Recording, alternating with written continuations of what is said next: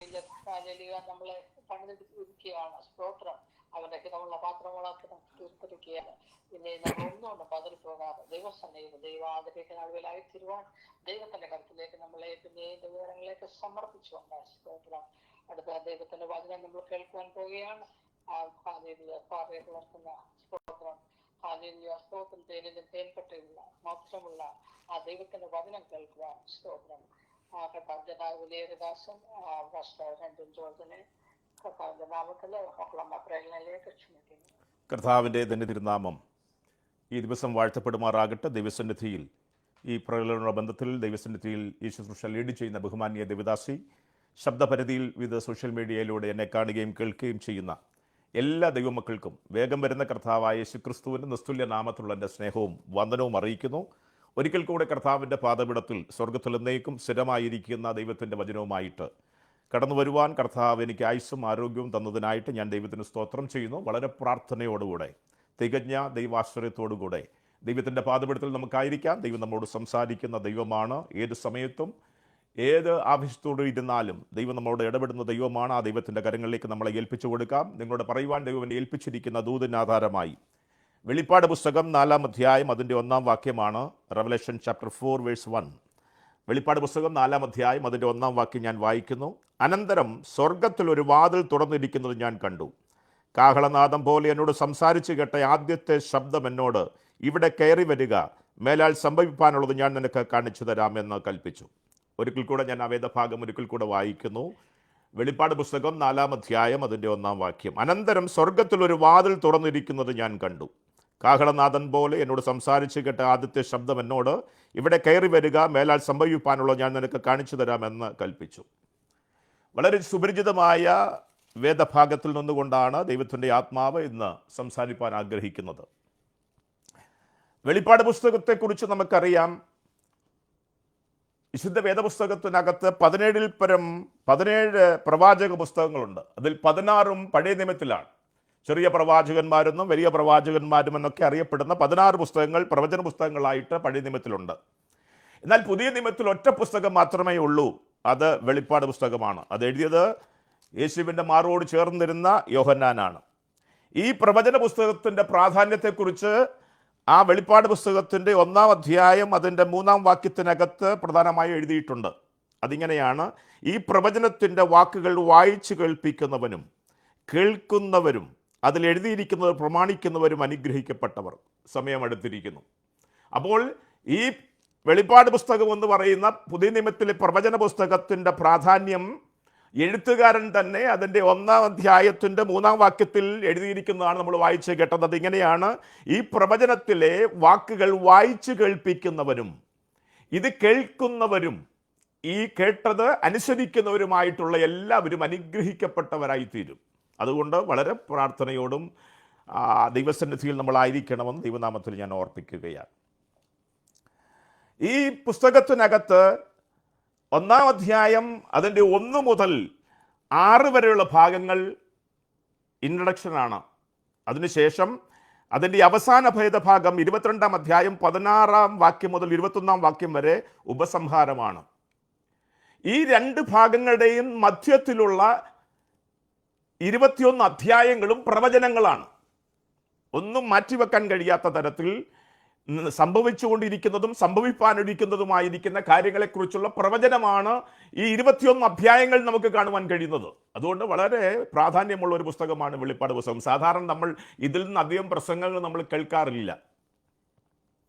എന്നാൽ ഇത് കേൾക്കുന്നതും ഇത് കേട്ട് അനുസരിക്കുന്നതുമൊക്കെ അനുഗ്രഹിക്കപ്പെടുവാനുള്ള അവസരങ്ങളാണെന്നാണ് ഈ പുസ്തകത്തിൽ നിന്ന് നമുക്ക് മനസ്സിലാക്കുവാൻ കഴിയുന്നത്. അതുകൊണ്ട് വളരെ പ്രാർത്ഥനയോടെ ദൈവമക്കളായിരിക്കണം. 1-ാം അധ്യായത്തിനകത്ത് യേശുക്രിസ്തുവിനെ കുറിച്ചുള്ള വെളിപ്പാടുകളാണ്.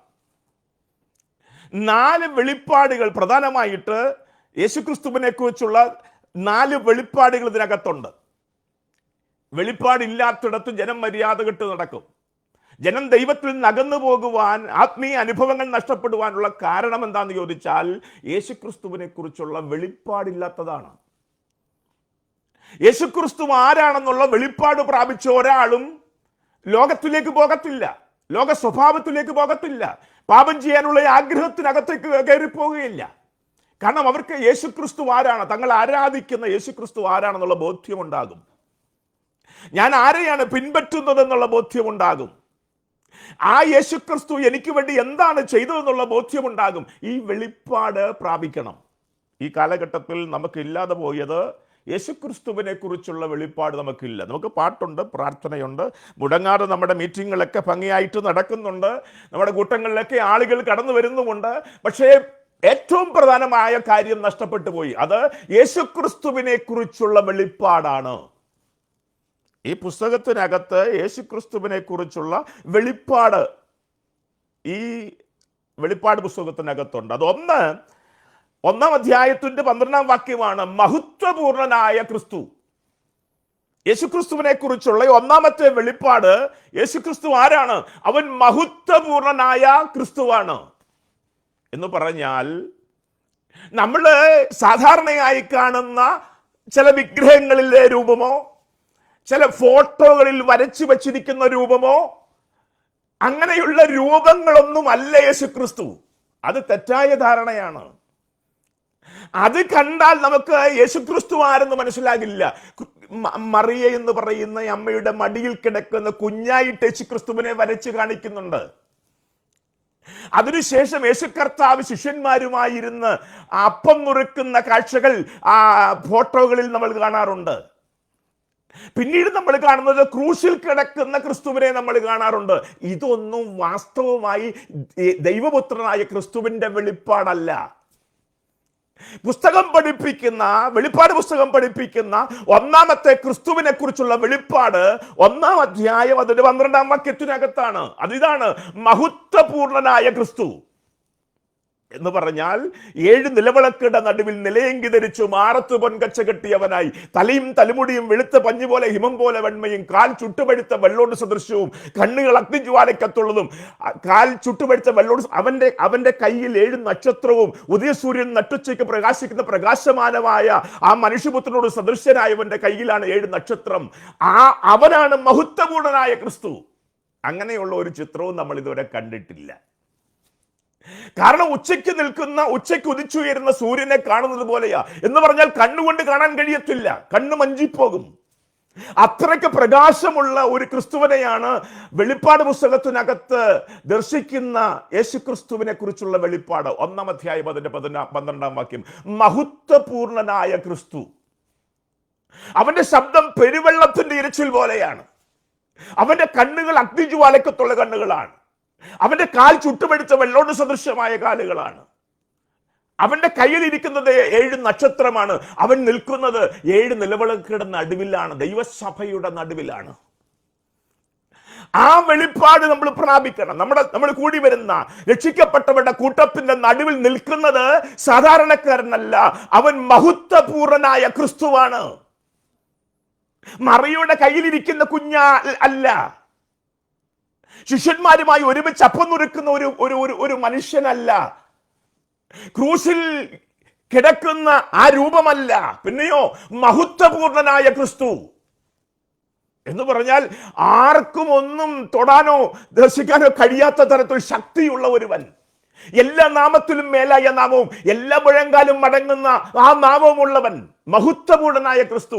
ആ ബോധ്യമുണ്ടെങ്കിൽ നമുക്ക് ദൈവസന്നിധിയെ ഭയത്തോടുകൂടെ അല്ലാതെ സമീപിക്കാൻ കഴിയുമോ? ദൈവസന്നിധി എത്ര സന്തോഷമാക്കി മാറ്റാൻ കഴിയും. കാര്യം അവൻ അടച്ചാൽ ആർക്കും തുറക്കാൻ കഴിയില്ല, അവൻ തുറന്നാൽ ആർക്കും അടയ്ക്കാനും കഴിയില്ല. അത്ര സർവശക്തിയുള്ള ഒരു ദൈവമാണ് സഭകളുടെ നടുവിൽ നിൽക്കുന്നത്.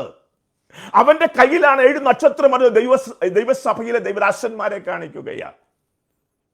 അപ്പൊ അത്ര പവിത്രമായ അനുഭവമാണ് യേശുക്രിസ്തുവിനെ കുറിച്ചുള്ള വെളിപ്പാട്. ഒന്നാമത്തേത് അതാണ്. രണ്ടാമത്തേത് 5-ാം അധ്യായത്തിന്റെ 6-9 വാക്യങ്ങൾ നമുക്ക് കാണാൻ കഴിയും. അറക്കപ്പെട്ട കുഞ്ഞാട്, നമുക്ക് വേണ്ടി യാഗമായി തീർന്ന കുഞ്ഞാട്, നമ്മുടെ പാപത്തിന് പരിഹാരമായി ക്രൂശിൽ യാഗമായി തീർന്ന് നമ്മുടെ പാപത്തിന്റെ ശിക്ഷയിൽ നമ്മളെ രക്ഷിച്ച യേശു കർത്താവിനെയാണ്, ആ വെളിപ്പാടാണ് നമ്മൾ പ്രാപിക്കേണ്ടത്. അങ്ങനെയാണെങ്കിൽ ദൈവസന്നിധിയിൽ വരുമ്പോൾ എന്നെ വീണ്ടെടുത്ത കർത്താവിൻ്റെ പാദപീഠത്തിലാണ് ഞാൻ വരുന്നതെന്നുള്ള ബോധ്യം നമ്മുടെ ഉള്ളിൽ വന്നു കഴിഞ്ഞാൽ നമ്മുടെ ഹൃദയത്തിനകത്ത് നന്ദി നിറഞ്ഞ ഒരു അനുഭവം തുളുമ്പി അത് അതരാർപ്പണമായ സ്തോത്രയാഗമായി പുറത്തു വരും, ആരാധനയായി പുറത്തു വരും. ആരും നമ്മളെ ആരാധിപ്പിക്കേണ്ട കാര്യമില്ല, നമ്മളെ ലീഡ് ചെയ്യേണ്ട കാര്യം ആരുമില്ല. ദാവീദ് പറയുന്നത് പോലെ എൻ മനമേ യഹോവയെ വാഴ്ത്തുക, എൻ്റെ സർവാന്തരംഗമേ അവൻ്റെ വിശുദ്ധ നാമത്തെ വാഴ്ത്തുക, എൻ മനമേ യഹോവയെ വാഴ്ത്തുക, അവൻ്റെ ഉപകാരങ്ങൾ ഒന്നും മറന്നു പോകരുത്. നാം നമ്മോട് തന്നെ പറയാൻ തക്കവണ്ണം ദൈവം എനിക്ക് വേണ്ടി തൻ്റെ പുത്രനായ ക്രിസ്തുവിനെ എനിക്ക് വേണ്ടി യാഗമാക്കി മാറ്റി. അതാണ് അറക്കപ്പെട്ട കുഞ്ഞാട്. ആ വെളിപ്പാട്, ക്രിസ്തുവിനെ കുറിച്ചുള്ള വെളിപ്പാട് ദൈവമക്കൾ പ്രാപിച്ചിരിക്കണം. മൂന്നാമത്തേത് 20-ാം അധ്യായത്തിന്റെ 6-ാം വാക്യത്തിലുണ്ട്, വാഴുന്ന ക്രിസ്തു. ഇനി ഒരു ദിവസമുണ്ട്, ആ ദിവസം അധികാരത്തോടെ ഇറങ്ങി വരുന്ന ഒരു ക്രിസ്തു. രക്ഷിക്കപ്പെട്ട വിശുദ്ധിയിൽ വേർപാടിൽ ജീവിക്കുന്ന ദൈവമക്കളെ ചേർക്കുവാൻ അധികാരത്തോടെ വരുന്ന, വീണ്ടും വാഴുവാൻ പോകുന്ന ഒരു ക്രിസ്തുവിനെ കുറിച്ചുള്ള വെളിപ്പാട്. 20-ാം അധ്യായത്തിന് 11-ാം വാക്യത്തിൽ 4-ാമത്തെ ഒരു വെളിപ്പാടുണ്ട്, സകലരെയും ന്യായം വിധിക്കുന്ന ക്രിസ്തു. എല്ലാത്തിനും കണക്ക് ബോധിപ്പിക്കേണ്ട ഒരു ദിവസം ഉണ്ടാകും. ആ ബോധ്യം വെളിപ്പെടുത്തുന്ന വെളിപ്പാടാണ് യേശു ക്രിസ്തുവിനെ കുറിച്ച് ന്യായം വിധിക്കുന്ന ക്രിസ്തു. 5-ാമത്തെ വെളിപ്പാട് 22-ാം അധ്യായം അതിന്റെ 3-ാം വാക്യമാണ്, ആരാധ്യനായ ക്രിസ്തു. എല്ലാവരും ആരാധിച്ചേ മതി. സ്വർഗത്തിലെ ആരാധനയുടെ അനുഭവങ്ങൾ, എല്ലാവരും ഒരുമിച്ച് ദൈവം പരിശുദ്ധൻ പരിശുദ്ധൻ ആർപ്പ് വിളിക്കുന്ന ആരാധനയുടെ ഒരു അനുഭവം. ഇങ്ങനെയുള്ള ഈ ക്രിസ്തുവിനെ കുറിച്ചുള്ള വെളിപ്പാട് അടങ്ങിയ പുസ്തകമാണ് ആ യോഹന്നാനെ കൊണ്ട് എഴുതിപ്പിച്ച വെളിപ്പാട് പുസ്തകം.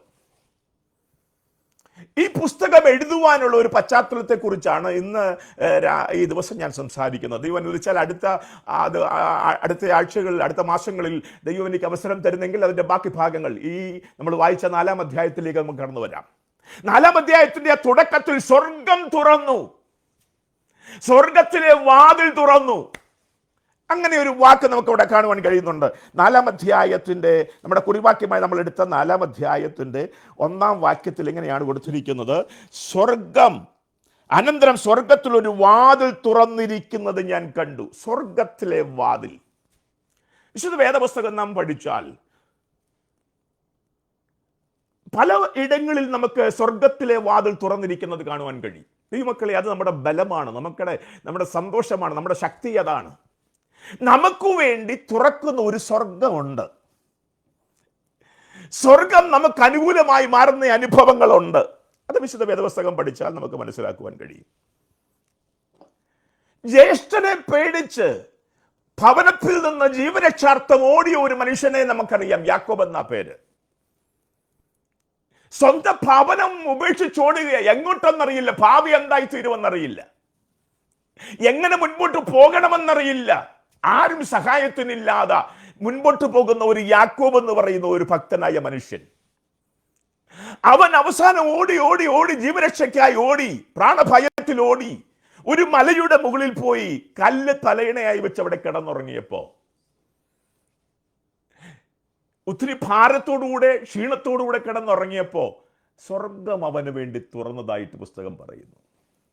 സ്വർഗം തുറന്നു. അവിടുന്ന് ഒരു ഗോവേണി, ഒരു ലാഡർ ഭൂമിയിലേക്ക് ഇറങ്ങി നിൽക്കുന്നത് അവൻ കണ്ടു. അതിൽ ദൂതന്മാർ കയറുകയും ഇറങ്ങുകയും ചെയ്യുന്നത് അവൻ കണ്ടു. അതിന്റെ മുകളിൽ തുറന്നിരിക്കുന്ന സ്വർഗത്തിൽ ദൈവം നിന്നുകൊണ്ട് സംസാരിക്കുന്ന ശബ്ദം അവൻ കേട്ടു. കണ്ടോ, എന്താ പറഞ്ഞത്? ഭാരപ്പെടേണ്ട കാര്യമില്ല, ഞാൻ നിന്റെ കൂടെ ഇരുന്ന്, നീ പോകുന്നിടത്തൊക്കെയും നിന്റെ കൂടെ ഇരുന്ന് ഞാൻ നിന്നെ അനുഗ്രഹിക്കും. അനുഗ്രഹിക്കുക മാത്രമല്ല, നീ എവിടെ നിന്ന് ഓടിപ്പോയോ അവിടേക്ക് ഞാൻ നിന്നെ മടക്കി വരുത്തി, നിന്നെ ഞാൻ മാനിക്കും. അതുവരെ ഞാൻ നിന്റെ കൂടെ ഉണ്ടാകും. ദൈവമക്കളെ, ഇന്ന് എന്നെ കേൾക്കുന്ന ദൈവജനത്തോട് ദൈവത്തിന്റെ പരിശുദ്ധാത്മാവിൽ ഞാൻ ദൂത് പറയുകയാ. ഒരുപക്ഷെ നീ ഇന്ന് അനുഭവിക്കുന്ന പ്രതിസന്ധിയിൽ നിന്റെ കൂടെ നിൽക്കാൻ ആരുമില്ലായിരിക്കാം. നിന്റെ ജീവൻ പോലും അപകടത്തിലാകുന്ന അനുഭവങ്ങളിലൂടെയാണ് ആയിരിക്കാം നീ കടന്നു പോകുന്നത്. എന്നാലും ഭാരപ്പെടേണ്ട കാര്യമില്ല, നിനക്ക് വേണ്ടി തുറക്കുന്ന ഒരു സ്വർഗമുണ്ട്. എന്താ ആ കാഴ്ചയുടെ അർത്ഥമെന്നറിയാമോ? യാക്കോബുവിന്റെ ചിന്ത, എനിക്കിനി ആരുമില്ല, എന്നെ സഹായിപ്പാൻ ആരുമില്ല, എന്റെ കൂടെ നിൽക്കാൻ ആരുമില്ല. ഇതൊക്കെയാ യാക്കോബിന്റെ മനസ്സിലെ ഭാരം. എന്നാൽ അവൻ കണ്ട കാഴ്ചയിൽ ആ സ്വർഗത്തിൽ നിന്നിറങ്ങി വരുന്ന ഒരു ഗോവേണി, അതിൽ ദൂതന്മാർ കയറുകയും ഇറങ്ങുകയും ചെയ്യുക എന്ന് പറഞ്ഞാൽ അർത്ഥം എന്താണെന്നറിയാമോ? പരിശുദ്ധാത്മാവ് എന്നോട് പറഞ്ഞത്, ഈ ഭൂമിയിലെ ആരും നിനക്ക് അനുകൂലമല്ലെങ്കിലും, ആരും നിന്റെ കൂടെ നിൽക്കാനില്ലെങ്കിലും നിനക്ക് വേണ്ടി ഒരു സ്വർഗമുണ്ട് കുഞ്ഞേ.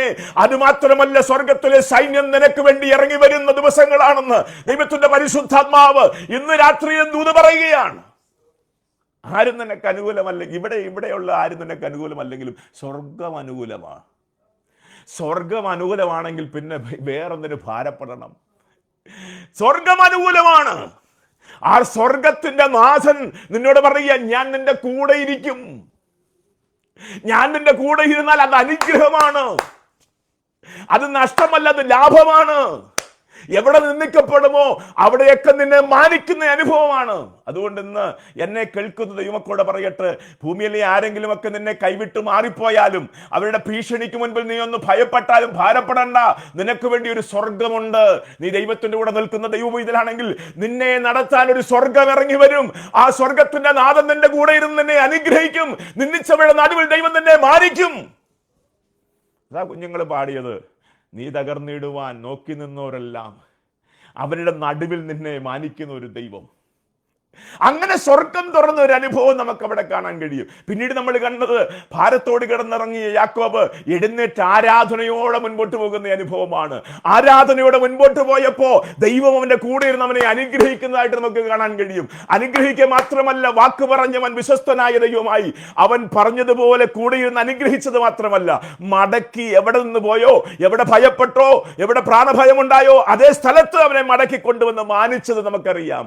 എന്നെ കേൾക്കുന്ന ദൈവം, എന്റെ ദൈവം നിനക്ക് വേണ്ടി സ്വർഗം തുറക്കുന്ന ദൈവമാണ്. രണ്ടാമത് സ്വർഗം തുറന്ന് നമുക്കറിയാവുന്നത്, യേശുക്രിസ്തു 30-ാമത്തെ വയസ്സിൽ യോർദാനിലേക്ക് പോയി. യോർദാനിലേക്ക് ചെന്ന് യോഹന്നാൻ സ്നാപകന്റെ കൈക്കീഴിൽ സ്നാനപ്പെട്ടപ്പോ അവിടെ കൂടി നിന്ന യഹൂദന്മാര് പറഞ്ഞു കാണും, ഇവനെ അറിയില്ലേ, ഇവൻ തച്ചനായ യോസഫിന്റെ മകനാ, ഇവന്റെ സഹോദരന്മാരെ അറിയില്ലേ, യാക്കോബ്, യോസേ, യൂദേ, അവരുടെയൊക്കെ എണ്ണം പറഞ്ഞ് പേര് പറഞ്ഞു കാണും. ഇവന്റെ സഹോദരിമാരെ നമുക്കറിയാമല്ലോ. അവനും സ്ഥാനപ്പെടാൻ വന്നിരിക്കുക. ശ്രദ്ധിച്ചു കേൾക്കണമേ. എന്നാൽ അവിടെ അങ്ങനെ ചിന്തിച്ചുകൊണ്ട് നിന്നവരുടെ മുൻപിൽ സ്വർഗം തുറന്നു. സ്വർഗം തുറക്കുക മാത്രമല്ല, അവിടെ നിന്ന് ഒരു ശബ്ദം കേട്ടു, ഇവൻ എന്റെ പുത്രനാണ്, ഇവൻ എന്റെ പ്രിയപുത്രനാണ്, ഇവനിൽ എന്റെ പ്രസാദമുണ്ട്. എന്നെ കേൾക്കുന്ന ദൈവത്തിന്റെ പൈതലേ, ഇവിടുത്തെ പല പേരുകളും പറഞ്ഞ് നിന്നെ ഒതുക്കി നിർത്താൻ ശ്രമിക്കുമ്പോൾ സ്വർഗം നിന്നെ വെളിപ്പെടുത്തുന്ന ദിവസങ്ങളാക്കി ദൈവം മാറ്റും. ഇവിടെ ആരെങ്കിലുമൊക്കെ നിന്നെ ചില പേരുകളൊക്കെ പറഞ്ഞ് നിന്നെ ഒതുക്കി മാറ്റി നിർത്താൻ ശ്രമിക്കുമ്പോൾ, ആ ശ്രമത്തിന്റെ നടുവിൽ സ്വർഗം നിനക്ക് വേണ്ടി തുറന്നാൽ നീ ആരാണെന്നുള്ള യഥാർത്ഥ പേര് ദൈവം വെളിപ്പെടുത്തി തരും.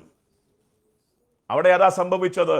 ജോസഫിന്റെ മകനെന്നും തച്ചന്റെ മകനെന്നും യാക്കോബ്, യോസേ, യൂദയുടെ സഹോദരനെന്നും ഇവന്റെ സഹോദരിമാരെന്നൊക്കെ പറഞ്ഞ് ഇവനെ മാറ്റി നിർത്താൻ ശ്രമിച്ചപ്പോൾ സ്വർഗം പറയാണ്, ഇവൻ അവരുടെ ആരുടെയും അഡ്രസ്സിലല്ല അറിയപ്പെടാൻ പോകുന്നത്. ഇവൻ ഇവിടുത്തെ അഡ്രസ്സിലല്ലേ അറിയപ്പെടാൻ പോകുന്നത്. ഇവൻ അറിയപ്പെടാൻ പോകുന്നത് സ്വർഗത്തിലെ അഡ്രസ്സിലാണ്. ഇവൻ എന്റെ പുത്രനാണ്, പ്രിയപുത്രനാണ്, ഇവനിൽ എൻ്റെ പ്രസാദമുണ്ട്. ദൈവമക്കളെ, അതിനുശേഷം നമ്മൾ കണ്ടിട്ടുള്ള കാഴ്ച, അടുത്ത 3.5 വർഷം യെരുശലേമിനെ തെരുവീതികളെ കീഴടക്കിക്കൊണ്ട് അത്ഭുതങ്ങളുടെ പരമ്പര അഴിച്ചുവിട്ട അഭിഷക്തനായ ഒരു ക്രിസ്തുവിനെ നമുക്കവിടെ കാണാൻ കഴിയും. ഭാരപ്പെടേണ്ട കാര്യമില്ല. ഇവിടെ ആരും നിന്നെ അംഗീകരിച്ചില്ലെങ്കിലും അംഗീകരിക്കുന്ന ഒരു സ്വർഗം നിനക്ക് വേണ്ടി തുറക്കും. മനസ്സിലാകുന്നവർക്കായി ഞാൻ ദൈവത്തിന് സ്തോത്രം ചെയ്യുകയാണ്. പിന്നീട് സ്വർഗം തുറന്ന് നമുക്ക് കാണാൻ കഴിയുന്നത് സ്തെഫാനോസിനെ കുറിച്ച് ചിന്തിക്കുമ്പോഴാണ്. യെരുശലേം സഭയിൽ ഉണ്ടായ ഒരു പ്രതികൂലം, ആ പ്രതികൂലത്തിന്റെ നടുവിൽ എഴുന്നേറ്റൊന്ന് പ്രസംഗിച്ച സ്തെഫാനോസ് എന്ന് പറയുന്ന ഒരു ഭക്തനായ മനുഷ്യൻ, പ്രസംഗത്തിന്റെ അവസാനം പൂച്ചെണ്ടുകളല്ല അവന് കിട്ടിയത്, കല്ലേറാണ്. യഥാർത്ഥ ദൈവവചനം പ്രസംഗിക്കുന്നവന് പൂച്ചെണ്ടുകൾ കിട്ടാറില്ല. അവന് പലപ്പോഴും നിന്നയും പരിഹാസവും അപമാനവും കല്ലേറുമൊക്കെയാണ് കിട്ടുന്നത്. ഇവിടെ അതാ സംഭവിച്ചത് നമുക്ക് മനസ്സിലാക്കുവാൻ കഴിയുന്നത്. സ്തെഫാനോസിന്റെ ഒറ്റ പ്രസംഗമേ ഉണ്ടായിരുന്നുള്ളൂ പുസ്തകത്തിനകത്ത്. അവന്റെ ജീവിതത്തിൽ അവൻ ഒറ്റ പ്രസംഗമേ പ്രസംഗിച്ചിട്ടുള്ളൂ. ആ പ്രസംഗത്തിന്റെ അവസാനം ആളുകൾ കല്ലെടുത്തു എറിഞ്ഞു അവനെ താഴെയിടുകയാണ്. ആ സമയത്ത് അവന് വേണ്ടി സ്വർഗം തുറന്നു. എന്ന് പറഞ്ഞാൽ ഇവിടെ നിനക്ക് ഹല്ലേലൂയ അവസാനം ഉണ്ടായാലും നിനക്ക് അവസാനിക്കാത്ത ഒരു ഇരിപ്പിടം ഞാൻ സ്വർഗത്തിൽ ഒരുക്കി വെച്ചിട്ടുണ്ടെന്ന്. എന്നെ കേൾക്കുന്ന ദൈവമക്കളോടായി ഞാൻ സ്തോത്രം ചെയ്യുന്നു. ഇവിടെ നിനക്ക് ചില പരിമിതികളുണ്ടാകാം. ഇവിടെ നിനക്ക് മറ്റുള്ളവർ പറയുന്നത് പോലെ ഒന്നും നിന്റെ മുൻപിൽ ഉണ്ടാകുമെന്ന് വരത്തില്ല. നിനക്ക് ചില അക്കൗണ്ടുകളൊന്നും ഉണ്ടായെന്ന് വരത്തില്ല, ബാലൻസുകളൊന്നും ഉണ്ടായെന്ന് വരത്തില്ല, ഇവിടെയുള്ള സജ്ജീകരണങ്ങളൊന്നും ഉണ്ടായെന്ന് വരത്തില്ല, ഇവിടെയുള്ള പശ്ചാത്തലങ്ങളൊന്നും നിന്നെ പിൻപറ്റിയെന്ന് വരത്തില്ല. എന്നാൽ നീ ഭാരപ്പെടേണ്ട കാര്യമില്ല. ഇവിടെയെല്ലാം ദൈവം നിനക്ക് വേണ്ടി ഒരുക്കി വെച്ചിരിക്കുന്നത് അത് സ്വർഗം തുറന്ന് ദൈവം അവനെ കാണിച്ചു കൊടുത്തു. അവിടെ ഒരു ഇരിപ്പിടം നിനക്ക് വേണ്ടിയുണ്ട്. ഇപ്പൊ സ്വർഗം അനുകൂലമാണെങ്കിൽ പിന്നെ പ്രതികൂലം ആരാ? വെല്ലുവിളിക്കാൻ നമുക്ക് കഴിയണം. ദൈവം നമുക്ക് അനുകൂലമെങ്കിൽ പ്രതികൂലം ആരാണ്? വെല്ലുവിളിക്കാൻ നമുക്ക് കഴിയണം. നമ്മുടെ ഇഷ്ടമെന്ന് പറയുന്നത് ദൈവത്തെ പ്രസാദിപ്പിക്കുക എന്നുള്ളതാണ്. സ്വർഗത്തിലേക്ക് കയറുക, അതാ ഉയരത്തിലേക്ക് നോക്കുക, മുകളിലേക്ക് ശ്രദ്ധിക്കുക എന്നൊക്കെ പൗലൂസ് പറയുന്നത് അതാണ്. നിങ്ങൾ ഉയരത്തിലുള്ളത് അന്വേഷിക്കുക എന്ന് പൗലൂസ് പറയുന്നത് അതാണ്. നമ്മുടെ ലക്ഷ്യം അതായിരിക്കണം. സ്വർഗം തുറക്കണം, നമുക്ക് വേണ്ടി സ്വർഗം തുറക്കണം. സ്വർഗത്തിൽ നിന്നൊരു ശബ്ദം നമുക്ക് വേണ്ടി വെളിപ്പെടണം. നമ്മളെ നടത്തുവാൻ സ്വർഗം നമ്മുടെ കൂടെ ഉണ്ടായിരിക്കണം. അതാണ് മരുഭൂമിയിലെ സഭയെക്കുറിച്ച് പറയുന്നത്. പകൽ മേഘസ്തംഭമായിട്ട്, അഗ്നിത്തൂണായിട്ട്, ഹല്ലേലൂയ, എപ്പോഴും ആരാധനയ്ക്കിറങ്ങിയ ഇസ്രായേൽ മക്കളുടെ തലയ്ക്ക് മുകളിൽ അവൻ ഉണ്ടായിരുന്നു. അവന്റെ സാന്നിധ്യത്തിന്റെ കീഴിലായിരുന്നു ആരാധിക്കുന്ന ദൈവജനം. എത്ര സന്തോഷമുള്ള അനുഭവമാണ്. മുകളിലോട്ട് നോക്കിയാൽ അവർക്ക് അവരുടെ ദൈവത്തെ കാണാമായിരുന്നു. ആ ദൈവം പറയുകയാണ്, ഞാൻ മുൻപോട്ട് ചലിക്കുമ്പോൾ നിങ്ങൾ എൻ്റെ കൂടെ ചലിച്ചോണം, ഞാൻ നിൽക്കുമ്പോൾ അവിടെ കൂടാരം അടിച്ചോണം എന്ന് പറഞ്ഞാൽ ദൈവം തന്നെ നടത്തുന്ന ഒരു ദൈവജനം. ഈ ദിവസങ്ങളിൽ ദൈവമക്കളെ നമ്മൾ ആഗ്രഹിക്കേണ്ടതാണ്. ഹല്ലേലൂയ, നമ്മളെ നടത്തുന്ന ഒരു ദൈവ സാന്നിധ്യം. ദൈവ സാന്നിധ്യത്തിന്റെ കീഴിൽ നടക്കുവാൻ ആഗ്രഹിക്കുന്ന ഒരു തലമുറ ഉണ്ടാകണം. അതിനുവേണ്ടി ദൈവമക്കൾ പ്രാർത്ഥിക്കണം. ദൈവത്താൽ നടത്തപ്പെടുന്ന ദൈവജനം, ദൈവസാന്നിധ്യം അനുഭവിക്കുന്ന ദൈവജനം, എപ്പോഴും ദൈവത്തെ കാണുന്ന ദൈവജനം, ദൈവശബ്ദം കേൾക്കുന്ന ദൈവജനം. എത്ര മനോഹരമായ, എത്ര സന്തോഷകരമായ, എത്ര അനുഗ്രഹകരമായ അനുഭവമാണത്. അനുഭവത്തിനായിട്ട് ഞാൻ ദൈവത്തിന് സ്തോത്രം ചെയ്യുന്നു. അപ്പൊ ഇവിടെ ഈ പുസ്തകം, വെളിപ്പാട് പുസ്തകം എഴുതുന്നത് ഞാൻ മുമ്പേ പറഞ്ഞതുപോലെ യേശുവിൻ്റെ മാർവോട് ചാരിയിരുന്ന, യേശുവിനെ വളരെ സ്നേഹിച്ചിരുന്ന, യേശു വളരെ സ്നേഹിച്ചിരുന്ന യോഹന്നാൻ എന്ന് പറയുന്ന അപ്പോസ്തലനാണ്. ഇത് എഴുതുവാൻ ഒരു പശ്ചാത്തലമുണ്ട്. ആ പശ്ചാത്തലം ഒന്ന് പറഞ്ഞ് ഇന്നത്തെ ശുശ്രൂഷയെ പ്രാർത്ഥിച്ച് അവസാനിപ്പിക്കാൻ ഞാൻ ആഗ്രഹിക്കുകയാണ്. നമുക്കറിയാം, മർക്കോസ് എഴുതുവാനൊരു പശ്ചാത്തലം. അപ്പോസ്തല പ്രവൃത്തി 2-ാം അധ്യായത്തിനകത്ത് മർക്കോസിന്റെ മാളിക മുറിയിൽ പരിശുദ്ധാത്മാവിനെ പകർന്ന് ഉദ്ഘാടനം ചെയ്യപ്പെട്ട ദൈവസഭ, ദൈവസഭയുടെ ആരംഭം എന്ന് പറയുന്നത് പരിശുദ്ധാത്മാവിനാണ്. ആളുകൾ ഒരുമിച്ച് കൂടിയതാൽ ദൈവസഭയാകില്ല. നല്ല ശുശ്രൂഷകൻ ഉണ്ടായാൽ ദൈവസഭയാകില്ല. എല്ലാ പശ്ചാത്തലങ്ങളുമുണ്ട്, നല്ല കെട്ടിട സൗകര്യങ്ങളുണ്ട്, പാർക്കിംഗ് ഏരിയയുണ്ട്, നല്ല മ്യൂസിക് സിസ്റ്റം ഉണ്ട്, നല്ലൊരു കൊയറുണ്ട്, നല്ല ശുശ്രൂഷകനുണ്ട്. അതൊന്നും ദൈവസഭയാകണമെന്നില്ല. നല്ല ദൈവസഭയിൽ ഇതെല്ലാം ഉണ്ടാകാം, ഓക്കെ. പക്ഷെ ഇതാണ് ദൈവസഭ എന്ന് ചിന്തിക്കുന്നത് ആപത്താണ്. അല്ല, അങ്ങനെയായിരുന്നെങ്കിൽ ശിഷ്യന്മാരൊരിക്കൽ യെരുശലേം ദേവാലയത്തിന്റെ പ്രൗഢഗംഭീരമായ ഭംഗി ആസ്വദിച്ചിട്ട് യേശുവിനെ വിളിച്ചു കാണിക്കുക, ഗുരു കണ്ടോ, ഒന്ന് കണ്ടോ, ആ കെട്ടിടത്തിന്റെ ഭംഗി കണ്ടോ, മനോഹരമാണ് എന്നൊക്കെ പറഞ്ഞ് യേശുവിനെ അതിലേക്കൊന്ന് ആകർഷിക്കാൻ ശ്രമിച്ചപ്പോൾ യേശു പറഞ്ഞു, ഇതൊന്നും വലിയ കാര്യമുള്ള കാര്യമല്ല, ഇത് തകരാൻ അധിക സമയമൊന്നും വേണ്ട. അപ്പൊ അതല്ല ഏറ്റവും പ്രധാനപ്പെട്ട കാര്യം. ദൈവസഭയുടെ ആരംഭം എന്ന് പറയുന്നത്, ദൈവസഭയുടെ തുടക്കം എന്ന് പറയുന്നത്, ദൈവസഭയുടെ നടത്തിപ്പ് എന്ന് പറയുന്നത് പരിശുദ്ധാത്മാവിലാണ്. അപ്പോസ്തല പ്രവൃത്തി 2-ാം അധ്യായത്തിനകത്ത് അതാ സംഭവിച്ചത്.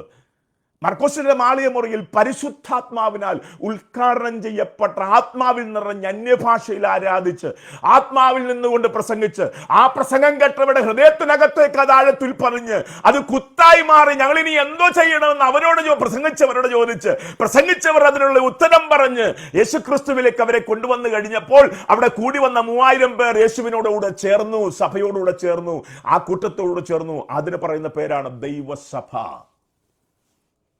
അവർ ഒരുമിച്ചു വീണ്ടും രക്ഷയുടെ അനുഭവം പ്രസംഗിച്ചു, അതിൽ രക്ഷിക്കപ്പെട്ടവരെ സ്നാനപ്പെടുത്തി, അവരാത്മാവിൽ നിറഞ്ഞു, അപ്പം നുറുക്കി കൂട്ടായ്മ ആചരിച്ചു, അപ്പോസ്തലന്മാരുടെ ഉപദേശം കേട്ടു, അനുസരിച്ച് മുൻപോട്ട് പോയി. അങ്ങനെയാണ് ദൈവസഭ മുൻപോട്ട് പോയത്. അതാണ് ദൈവസഭ. അതാണ് ഞാൻ എൻ്റെ സഭയെ പണിയും. എൻ്റേതെന്ന് പറയുന്ന സഭ, യേശുവിൻ്റെ സഭ, അതാണ് പണിയപ്പെടുന്ന സഭ. അതിനെ തകർക്കുവാൻ പാതാള ഗോപുരങ്ങൾക്ക് കഴിയില്ല എന്നുള്ള വാഗ്ദത്തമാണ് ദൈവം നമ്മുടെ കരങ്ങളിൽ ഏൽപ്പിച്ചിരിക്കുന്നത്. അപ്പൊ അങ്ങനെ ആരംഭിച്ച ദൈവസഭ പിന്നീട് പ്രതികൂലങ്ങളിലൂടെ കടന്നുപോയി. പൈശാചിക പാതാള ഗോപുര ശക്തികൾ, സാമ്രാജ്യ ശക്തികളെ കയ്യിലെടുത്തുകൊണ്ട് സഭയ്ക്കെതിരായിട്ട് പീഡ അഴിച്ചു വിട്ടു. ശ്രദ്ധിച്ച് കേൾക്കണം. ഇന്നത്തെ പോലെ അല്ല കേട്ടോ. ഇന്ന് എവിടെങ്കിലും ആരെങ്കിലും ഒന്ന് പ്രസംഗിച്ചാൽ ആ പ്രസംഗിച്ചവരെ നോക്കി ആരെങ്കിലും ഒന്ന് തുമ്മിയാൽ നമ്മൾ ഉടനെ എന്ത് ചെയ്യും? അത് പ്രതികൂലമാക്കി മാറ്റി അടുത്ത ഗുഡ് ന്യൂസിനകത്ത് അതിട്ട് അല്ലെങ്കിൽ നമ്മുടെ പ്രസംഗം അതെല്ലാം വിട്ട് നമ്മൾ വേറെ ലെവലിലേക്ക് പോകും. അങ്ങനെയുള്ള പ്രതികൂലമൊന്നും അല്ല ആദിമസഭയിൽ ഉണ്ടായ പ്രതികൂലം. അതിന് കാര്യമുണ്ട്. ആ കാലഘട്ടത്തിലെ പ്രതികൂലം, ആ കാലഘട്ടത്തിൽ രാജ്യം ഭരിച്ചിരുന്ന സാമ്രാജ്യ ശക്തികളെ എഴുന്നേൽപ്പിച്ച് അവരെ കോപിപ്പിച്ച് സഭയ്ക്കെതിരായി പീഡയടിച്ചു വിടാനുള്ള കാരണമുണ്ട്. ആ കാരണം നമ്മൾ മനസ്സിലാക്കണം. അന്ന് ആ രാജ്യം ഭരിച്ചിരുന്നത് റോമൻ ചക്രവർത്തിമാരാണ്. റോമൻ ചക്രവർത്തിമാർ ആ കാലഘട്ടത്തിൽ അറിയപ്പെടുന്നത് കൈസർ എന്നാണ്. ക്വീരിയോസ് എന്ന് പറഞ്ഞാൽ അവരൊരു ഉത്തരവ് പുറപ്പെടുവിച്ചാൽ അത് വായിക്കുന്നത് ഇങ്ങനെയാ: എന്റെ ദൈവവും എന്റെ കർത്താവുമായവൻ അരുളി ചെയ്യുന്നു. ഉണ്ടോ? അവരൊരു എഴുതി വായിക്കാൻ ഏൽപ്പിച്ചു കൊടുത്താൽ, രാജ്യത്തിലെ ഭരണാധികാരിമാരെ ഏൽപ്പിച്ചു കൊടുത്താൽ അവർ വായിക്കേണ്ടത് എങ്ങനെയാണ്? എന്റെ ദൈവവും എന്റെ കർത്താവുമായവൻ അരുളി ചെയ്യുന്നു എന്ന് പറഞ്ഞാൽ സ്വയം ദൈവമായും സ്വയം കർത്താവുമായും അങ്ങനെ അവരോചിതമായി നിൽക്കുന്ന ഒരു കാലഘട്ടത്തിൽ കൈസർ, റോമൻ ചക്രവർത്തി സ്വയം ദൈവമായി സ്വയം കർത്താവായി വാഴുന്ന പശ്ചാത്തലത്തിൽ ദൈവസഭ എഴുന്നേറ്റ് വിളിച്ചു പറഞ്ഞു: ഞങ്ങൾക്കൊറ്റ ദൈവമേ ഉള്ളൂ, അത് ഞങ്ങളുടെ പിതാവായ ദൈവമാണ്. ഞങ്ങൾക്ക് ഒറ്റ കർത്താവേ ഉള്ളൂ, അത് ഞങ്ങൾക്ക് വേണ്ടി ക്രൂശിൽ യാഗമായി തീർന്ന ദൈവപുത്രനായ ക്രിസ്തുവാണ്. ഇതാണ് രക്ഷയുടെ പിൻപിലെ സമർപ്പണം എന്ന് പറയുന്നത്. ഈ കാലഘട്ടത്തിൽ നമുക്ക് അങ്ങനെയുണ്ടോ? നമ്മൾ ചക്രവർത്തിമാർക്ക്, അധികാരികൾക്ക് അവരുടെ തീരുമാനങ്ങൾക്ക് അനുസരണമായിട്ട് മുൻപോട്ട് പോകുന്ന കാലഘട്ടമാണ് നമ്മൾക്ക്. നമ്മളെ ഉപദ്രവിക്കാത്ത രാജാക്കന്മാരുണ്ടാകാൻ വേണ്ടി നമ്മൾ പ്രാർത്ഥിച്ചുകൊണ്ടിരിക്കുക, ചക്രവർത്തിമാരുണ്ടാകാൻ വേണ്ടി പ്രാർത്ഥിച്ചുകൊണ്ടിരിക്കുക. അവരെന്ത് പറഞ്ഞാലും അതിനെ അനുസരിച്ചുകൊണ്ട്, അതിന് കീഴ്പ്പെട്ടുകൊണ്ട്, അവരെ ഉപദ്രവിക്കാതെ, അവർക്കെതിരെ ഒന്നും പറയാതെ, അവരുടെ പ്രീതി സമ്പാദിച്ചുകൊണ്ട് മുൻപോട്ട് പോകാൻ, പീഡയില്ലാതെ മുൻപോട്ട് പോകാൻ ആഗ്രഹിച്ച് പ്രാർത്ഥിക്കുന്ന ഒരു കാലഘട്ടമാണ്. എന്നാൽ ആ കാലഘട്ടത്തിൽ റോമൻ ചക്രവർത്തിമാർ സ്വയം ദൈവവും സ്വയം കർത്താവുമായി വാഴുന്ന കാലഘട്ടത്തിൽ ദൈവസഭ എഴുന്നേറ്റ് നിന്നുകൊണ്ട് പറഞ്ഞു, മുക്കിനും മൂലയിൽ നിന്നുകൊണ്ട് അവർ വിളിച്ചു പറഞ്ഞു: ഞങ്ങൾക്കൊരു ദൈവമേ ഉള്ളൂ, അത് ഞങ്ങളുടെ പിതാവായ ദൈവമാണ്. ഞങ്ങളെ വിളിച്ച പിതാവായ ദൈവമാണ്. ഞങ്ങൾക്കൊറ്റ കർത്താവേ ഉള്ളൂ, കർത്തൃത്വം നടത്തുവാൻ ഞങ്ങൾക്ക് ഒരാളേ ഉള്ളൂ, അത് ഞങ്ങൾക്ക് വേണ്ടി കാൽവറിയിൽ യാഗമായി തീർന്ന യേശു ക്രിസ്തുവാണ്.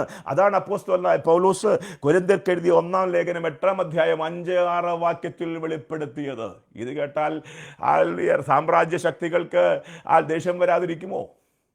കൈസർക്ക് ദേഷ്യം വരാതിരിക്കുമോ? അവിടെയാണ് പീഡ ആരംഭിച്ചത്. റോമാ ലേഖനം 12-ാം അധ്യായത്തിൽ പറയുന്ന രക്ഷയുടെ പിൻപിലെ അനുഭവം ഇതാണ്. രക്ഷയെന്ന് പറഞ്ഞാൽ ഒരു ഏറ്റുപറച്ചിൽ മാത്രമല്ല. നമുക്ക് ഒരു കാലഘട്ടത്തിൽ അത് മാത്രമേ ഉണ്ടായിരുന്നുള്ളൂ. ഹൃദയം കൊണ്ട് വിശ്വസിച്ച് വാഗൊണ്ട് ഏറ്റു പറഞ്ഞു. ഇന്ന് അതുമില്ല. ഇന്ന് രക്ഷിക്കപ്പെടുക എന്നുള്ള കാര്യം സഭയിൽ എത്ര പേർക്ക് അറിയാം? അറിഞ്ഞാൽ തന്നെ ഇതെങ്ങനെയാണ് രക്ഷിക്കപ്പെട്ടത്? കൈപൊക്കി, പ്രസംഗം കേട്ടപ്പോൾ കൈപൊക്കി, രക്ഷിക്കപ്പെട്ടു. എന്നാൽ അങ്ങനെ ആയിരുന്നില്ലല്ലോ. ഒരു 25 വർഷം മുൻപുള്ള കാലഘട്ടത്തിൽ അവര് ഹൃദയം കൊണ്ടെന്തോ ചെയ്തു? പ്രസംഗം കേട്ടു, ഹൃദയം കൊണ്ട് യേശുക്രിസ്തുവിനെ വിശ്വസിച്ചു, അത് വാഗൊണ്ടെന്തോ ചെയ്തു? ഏറ്റുപറഞ്ഞു. അതായിരുന്നു ഒരു കാലത്തെ രക്ഷ. യേശുക്രിസ്തുവിനെ കുറിച്ചുള്ള വെളിപ്പാട് അകത്ത് കയറി. എനിക്ക് വേണ്ടി അറക്കപ്പെട്ട കുഞ്ഞാണെന്നുള്ള ബോധ്യം അകത്ത് കയറി. അത് ഹൃദയത്തിനകത്ത് പതിഞ്ഞു, വിശ്വസിച്ചു, ആഴത്തിൽ അത് ഉറപ്പിച്ചു. അതാരുടെ മുമ്പിലും ഏറ്റുപറഞ്ഞു: അവനെൻ്റെ കർത്തൃത്വം നടത്തുന്നവൻ, അവനെൻ്റെ കർത്താവ്, യേശുക്രിസ്തുവിൻ്റെ കർത്താവ്. ഇതാ ദൈവമൈതലേ ഇതാണ് ആ ഏറ്റുപറച്ചിലിന്റെ പിൻപിലെ സമർപ്പണം. ഏറ്റുപറച്ചിലിനകത്തൊരു സമർപ്പണമുണ്ട്. എന്താണ് ആ സമർപ്പണം? ഞാൻ എന്നേക്കാൾ, എൻ്റെ ജീവനേക്കാൾ ഞാൻ യേശുക്രിസ്തുവിനെ സ്നേഹിക്കുന്നു. രക്ഷയുടെ പിൻപിലെ സമർപ്പണം എന്ന് പറയുന്നത് അതാണ്. അതില്ലാത്ത, ഈ സമർപ്പണമില്ലാത്ത രക്ഷയൊന്നും ഭദ്രമല്ല.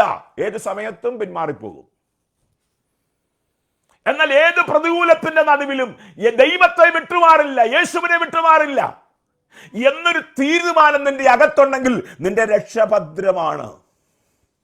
ഭക്തന്മാരുടെയൊക്കെ ചരിത്രം നമ്മൾ പഠിച്ചാൽ അങ്ങനെയല്ലേ സംഭവിച്ചത്?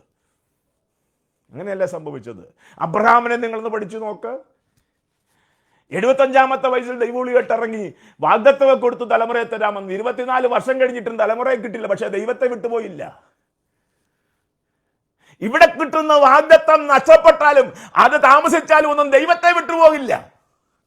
സമർപ്പണം കണ്ടോ? യോസഫിനെ നിങ്ങൾ നോക്ക്. ദൈവം വെറുക്കുന്ന പാപം എന്റെ ജീവിതത്തിൽ ഞാൻ ചെയ്യില്ല എന്ന തീരുമാനമെടുത്തത് കൊണ്ട് കാരാഗ്രഹത്തിൽ കയറി. പൊത്തിപ്പേറിന്റെ ഭാര്യ വിളിച്ചു കയറ്റിയ ആ പാപത്തിന്റെ സ്വഭാവത്തിൽ നിന്ന് ഓടിപ്പോയത് മുഖാന്തരം കിട്ടിയത് കാരാഗ്രഹമാണ്. പക്ഷെ ദൈവത്തെ